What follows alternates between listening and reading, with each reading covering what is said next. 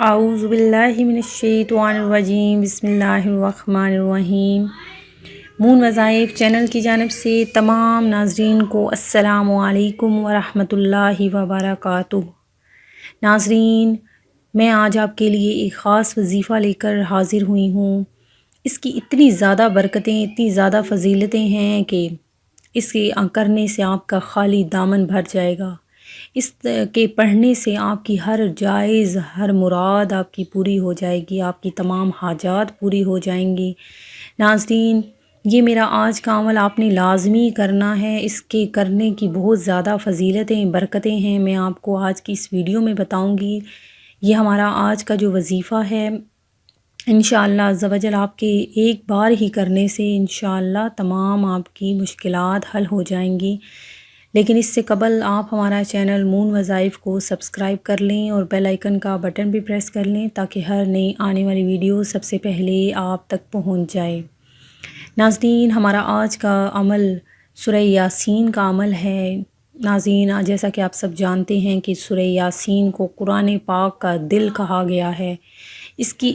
اس سورت کی اتنی زیادہ برکتیں ہیں کہ اسے قرآن مجید میں دل کی حیثیت کے طور پر رکھا گیا ہے۔ جس طرح ایک انسان دل کے سہارے جیتا ہے، دل ہی اس کے سارے خون کی گردش کو تمام جسم کے اعضاء میں پہنچاتا ہے، اسی طرح سورہ یاسین کو قرآن پاک کا دل کہا گیا ہے۔ قرآن پاک کی ایک حرف کے بدلے میں 10 نیکیاں ملتی ہیں، تو سورہ یاسین کی کتنی زیادہ برکتیں ہوں گی جسے قرآن مجید کا دل کہا گیا ہے۔ ناظرین، آپ نے یہ عمل لازمی کرنا ہے۔ ویسے تو سورہ یاسین پوری ہی پڑھ لیں تو اس کا بہت زیادہ ثواب ہے، لیکن اس کی ایک آیت میں ہی اتنی زیادہ برکتیں سمیٹی ہوئی ہیں کہ آپ کا جو خالی دامن ہے وہ بھر جائے گا، آپ کی جو مشکلات ہیں وہ حل ہو جائیں گی۔ ناظرین، ہمارا آج کا وظیفہ کچھ یوں ہے کہ آپ اسے نوٹ فرما لیجئے تاکہ آپ کو ذہن نشین ہو جائے۔ آپ نے سورہ یاسین کی آیت نمبر 57 کو 41 بار پڑھنا ہے۔ کس طریقے سے پڑھنا ہے کہ آپ نے اول و آخر 11 بار درود، کوئی سا بھی آپ درود شریف پڑھ سکتے ہیں، صلی اللہ علی محمد صلی اللہ علیہ وآلہ وسلم، یا درود ابراہیمی بھی پڑھ سکتے ہیں، جو آپ کا دل چاہے وہ آپ پڑھ سکتے ہیں۔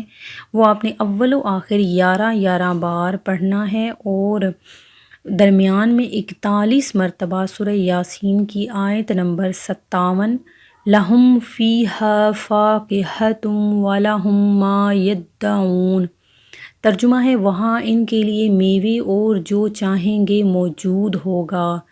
یہ آپ نے آیت 57 مرتبہ پڑھنی ہے۔ پھر اس کے بعد اللہ تبارک و تعالیٰ سے اپنے ہر خواہش کی دعا مانگنی ہے۔ انشاءاللہ تعالیٰ آپ کی تمام حاجتیں پوری ہو جائیں گی، آپ کی تمام خواہشات پوری ہو جائیں گی۔